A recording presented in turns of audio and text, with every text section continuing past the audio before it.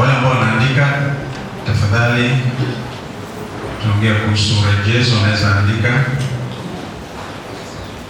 Kuna maandiko mengi tu tutasoma, kwa hivyo usijali kama tutaanza na maandiko yapi, lakini tunaongea kuhusu urejezo ama restoration.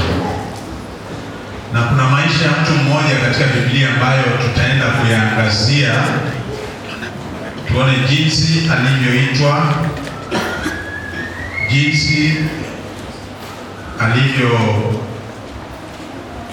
nyuma na jinsi alivyorejeshwa, ili kutokana na maisha yake pia tukaweze kufikia mahali pa kuweza kurudishwa ikiwa tumepotoka, ikiwa tumeenda mbali na Mungu. Mara nyingi unaweza kuwa katika ibada, unaweza kuwa katika kanisa, unaweza kuwa katika hata uongozi wa kanisa, lakini uwe umerudi nyuma kiimani. Katika moyo wako unahisi pia kwamba mimi sijatosheka na maisha yangu ya kiroho. Kuna shida mahali na mhitaji Yesu katika njia ya siri anirudishe kwa laini. Hauko peke yako. Kuna watu katika Biblia ambao pia walipitia maisha na mahali kama hizo, lakini Kristo mwenyewe, kwa sababu aliwaita, kwa sababu alikuwa na kusudi nao, aliweza tena kurudi na kuwarudisha katika njia, na wakawa nguzo ya Injili, nguzo ya kanisa. Na nena habari ya Petro, Simoni Petro. Kitabu cha Luka mlango wa 5, Luka 5:1 hadi 11. Kando ya ziwa Genezareti ama ziwa la Galilaya, bahari ya Galilaya, Yesu alikutana na wavuvi ambao walikuwa wakiosha nyavu zao, kwa sababu wamevua usiku kucha na siku hiyo hawakupata kitu, na asubuhi wakawa wameacha vyombo vyao wameviegesha, na wapo tu kando ya maji katika ufuo wa bahari ile wakisafisha nyavu zao. Haleluya! Na pale mmoja katika wale wavuvi alikuwa anaitwa Simoni Petro. Biblia inasema kwamba Mungu alipata kumuita siku ile, lakini kuna kitu kilitendeka kando ya ile bahari. Naomba hicho uweze kukielewa, kwa sababu baadaye kando ya hiyo bahari ndio Petro atarejezwa. Ni kwamba Kristo aliweza kutumia chombo ambacho kilikuwa ni cha Petro. Wacha tusome. Ikawa makutano walipomsonga wakilisikiza neno la Mungu, yeye alikuwa amesimama kando ya ziwa Genezareti. Akaona vyombo viwili vimekaa kando ya ziwa, lakini wavuvi wametoka wanaosha nyavu zao. Akaingia katika chombo kimoja ndicho chake Simoni, akamtaka akipeleke mbali kidogo na pwani. Akaketi akawafundisha makutano ali chomboni. Hata alipokwisha kunena, alimwambia Simoni, tweka mpaka kilindini mkashushe nyavu zenu mvue samaki. Simoni akajibu akamwambia, Bwana mkubwa, tumefanya kazi ya kuchosha usiku kucha tusipate kitu, lakini kwa neno lako nitazishusha nyavu. Basi walipofanya hivyo walipata samaki wengi mno, nyavu zao zikaanza kukatika. Wakawapungia mkono washirika wao waliokuwa katika chombo cha pili waje kuwasaidia. Wakaja wakavijaza vyombo vyote viwili hata vikataka kuzama. Simoni Petro alipoona hayo, alianguka magotini pa Yesu akasema, ondoka kwangu, kwa kuwa mimi ni mtu mwenye dhambi, Bwana. Maana alishikwa na ushangao yeye na wote waliokuwa pamoja naye, kwa sababu ya wingi wa samaki waliopata. Haleluya! Maandiko hayo niliyosoma yanaongea kuhusu mwito wa Petro, kwa sababu ukisoma pale chini, hata walipokwisha kuviegesha pwani vyombo vyao, wakaacha vyote wakamfuata. Petro alipata kukutana na Yesu na akapata kuitwa sasa mvuvi wa watu, na kweli akaacha chombo, akaacha uvuvi wa samaki, akaanza kumfuata Yesu atakayempa uwezo ama kumwezesha kuwa mvuvi wa watu. Na kwa miaka mitatu na zaidi ya miaka mitatu, karibu 3.5, Petro alitembea na Yesu akipata kujengwa na kupewa uwezo wa kuwa mvuvi wa watu. Haleluya! Huu ndio mwito aliopewa. Sasa baada ya kuwa amejengwa, baada ya kuwa amewezeshwa, baada ya kuwa sasa anaenda kuwa mvuvi wa watu, Petro alipatwa na kiburi.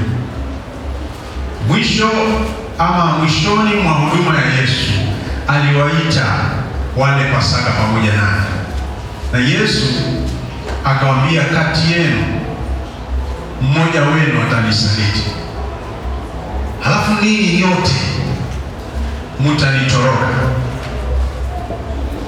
Halafu wewe Petro, shetani ameamua kukupepeta kama ngano, lakini nimekuombea ili utakaporudi uwajenge, watie nguvu ndugu zako.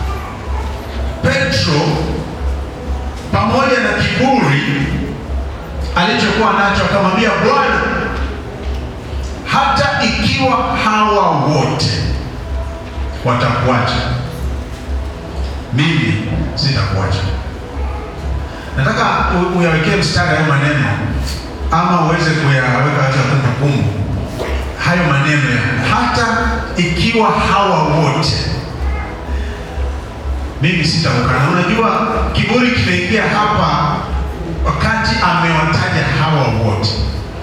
Angesema tu mimi Bwana sitakukana, lakini kule kusema kwamba hata ikiwa hawa wote watakukana, yaani amejiweka juu ya wengine wote, ya kwamba hawa imani zao ni haba, imani zao hazijafika vizuri, imani zao zinaweza kukwama, lakini yangu haiwezi. Imani zao kuna mahali zitafika zishindwe, lakini yangu haiwezi.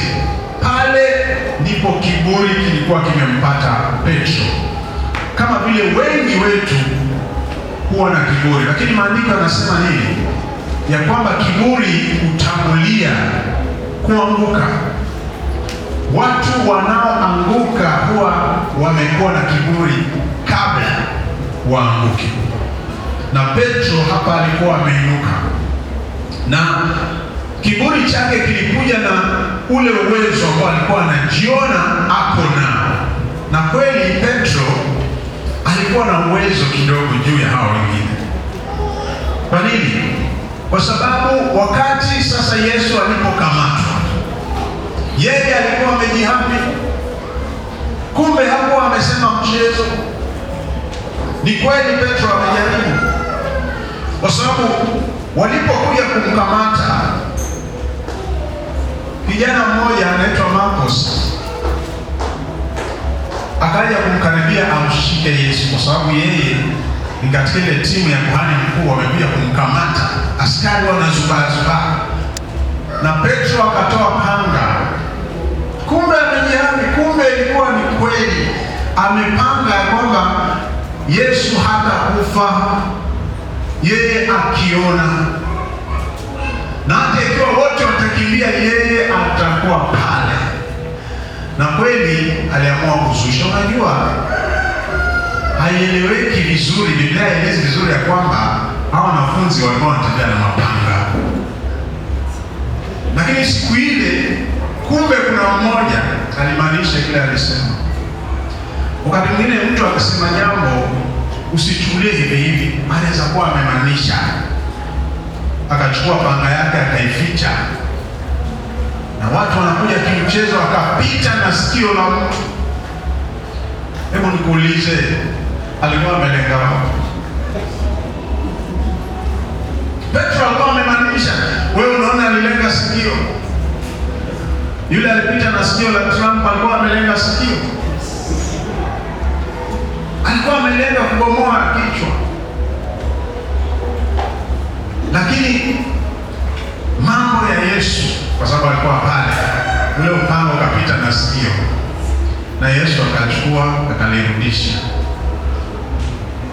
Sasa yule Marcos yule pia naye umaki, kwa sababu sikio lake linakubandika sasa. Na kule mbele kitabu cha Yohana kinamtaja tena baada ya tukio hili, huyu wa sikio la kubandika. Lakini walipoondoka wanafunzi wote wakamtoroka, Yesu akakamatwa. Biblia inasema katika kitabu cha Yohana ya kwamba Petro alimfuata nyuma. Haleluya! Hii ni ile bidii ambayo alifanya. Yohana 18:10 huyu Petro alimkata sikio Marcos. Bidii. Luka 22:54 inasema kwamba Petro alifuata kwa mbali, yaani wote wamemwacha, lakini sasa, yaani mimi nilisema sitamkana, siwezi, mtaangalia kwa mbali. Unajua alipoambiwa omba, kwa sababu usije mkaingia majaribuni, yeye alidhani ni mzaha. Mimi niko sawa, nimeenda college 3.5 years. Hii ni haya diploma hii ya majaribu. Mimi niko sawa. Yesu anamwambia ombeni, msije mkaingia majaribuni. Wao wanalala. Halafu yeye kwa sababu ya kimbelembele chake akamwambia Bwana, moyo unapenda lakini mwili ni dhaifu. Sasa huyu ndio mwili dhaifu. Yesu anaenda, yeye anamfuata nyuma pole pole, lakini wengine wameweza kutoroka.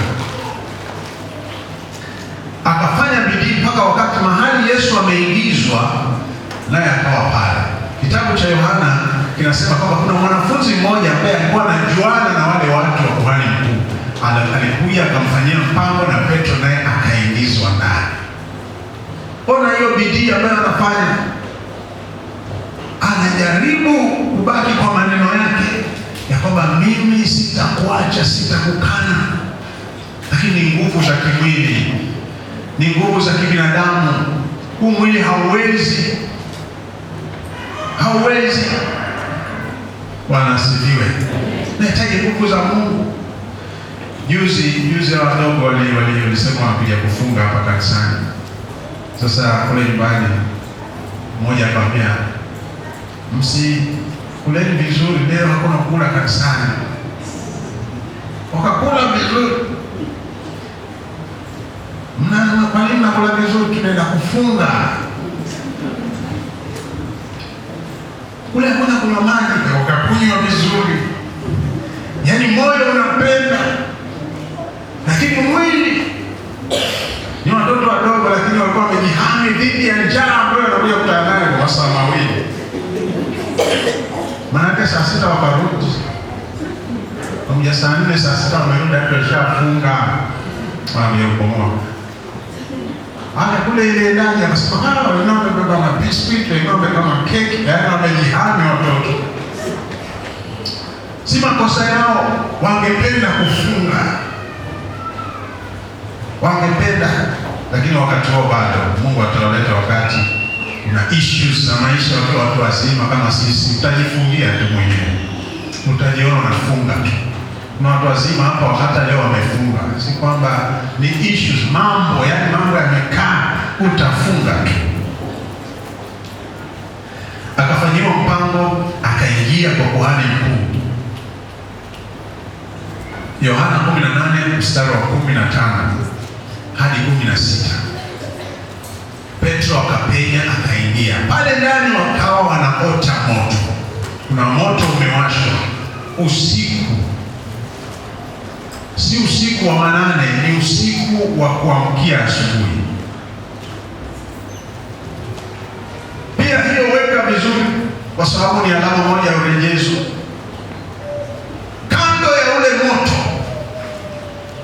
ndipo mambo yatafanyika, ndipo kilele cha nguvu za Petro kitakapofika mwisho, kando ya ule moto. Na kuna moto mwingine ambao tutakuja kuambia, ambao kando ya huo moto wa pili ndio urejezo utafanyika, kwa sababu kando ya huo moto wa kwanza ndio Petro alimkana Yesu. Kwa hivyo akiwa kando ya ule moto, naye akasonga ili aweze kuota ule moto. Lakini yule mjakazi aliyemfungulia mlango alikuwa kwa zamu. Alipomfungulia mlango, acha tusome maandiko. Hii inakaa kama story ya ambayo haijulikani kumpeketoni. Tusome hayo maandiko. Yohana, fungua nami kitabu cha Yohana mlango wa 18. Tusome tu kuanzia mstari wa 15. Au hata 10 tu. Tuanzie 10.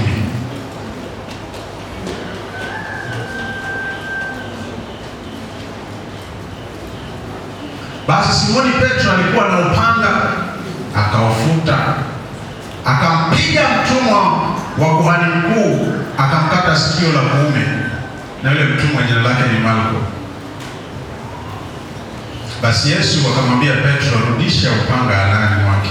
Je, kikombe alichonipa Baba mimi nisikinywee? Petro alikuwa amepanga hutakinywa. Amepanga hukinywi kikombe, yaani nitakufa na mtu mimi. Basi wale askari na yule jemedari na wale watumishi wa Wayahudi walimkamata Yesu, wakamfunga, wakamchukua kwa Anasi kwanza, maana alikuwa mkwewe Kayafa, yule aliyekuwa kuhani mkuu mwaka ule. Naye Kayafa ndiye yule aliyewapa Wayahudi ile shauri ya kwamba yamfaa mtu mmoja afe kwa ajili ya watu. Wakamfuata Yesu, Petro na mwanafunzi mwingine. Na mwanafunzi huyo alikuwa amejulikana na kuhani mkuu, akaingia pamoja na Yesu katika behewa ya kuhani mkuu. Lakini Petro akasimama nje mlangoni. Basi yule mwanafunzi mwingine aliyejulikana na kuhani mkuu akatoka, akasema na mngoja lango ama mngoja mlango, akamleta Petro ndani. Yaani kupigana madini ilianza kitambo. Petro alikuwa amekwama. Hii inakumbusha wakati kwa wadogo unaenda kuangalia video, una pesa, unakwama mlangoni. Watu wanapiga kelele huko ndani, wewe atakupata picha. Lakini rafiki yako anakuja anapiga mandili hapo, unaingia. Una watch na una receipt. Basi yule kijakazi aliyekuwa mmoja mlango akamwambia Petro, wewe nawe, je, huyu mwanafunzi mmoja wapo wa mtu huyu? Naye akasema, si mimi. Yaani anaanza kumkana Yesu kwa mbali. Unajua mtu akirudi nyuma haanguki siku hiyo paa. Wala wanaomba siku hiyo paa ni waongo. Hakuna kwamba siku hiyo, yaani wewe umeanza kitambo. Unaanguka robo, nusu yote. Alianza kumkana kwa mbali Petro mara ya kwanza. Mathayo anasema mbele ya watu wote, akamkana mbele ya watu wote. Mathayo 26 kuanzia 69. Akamkana mbele ya watu wote. Marko anasema Petro akasema, mimi sijui unaongea habari ya nani. I don't understand. Yaani anamkana Yesu lakini kwa lugha laini. Anaambia kijakazi pale mlangoni ya kwamba huyu kijakazi anambia, lakini huyu mnataka ingie nani? Si mmoja wewe. Si mimi, unaongea kuhusu mtu mwingine. Mimi si Petro. Mimi si mwanafunzi.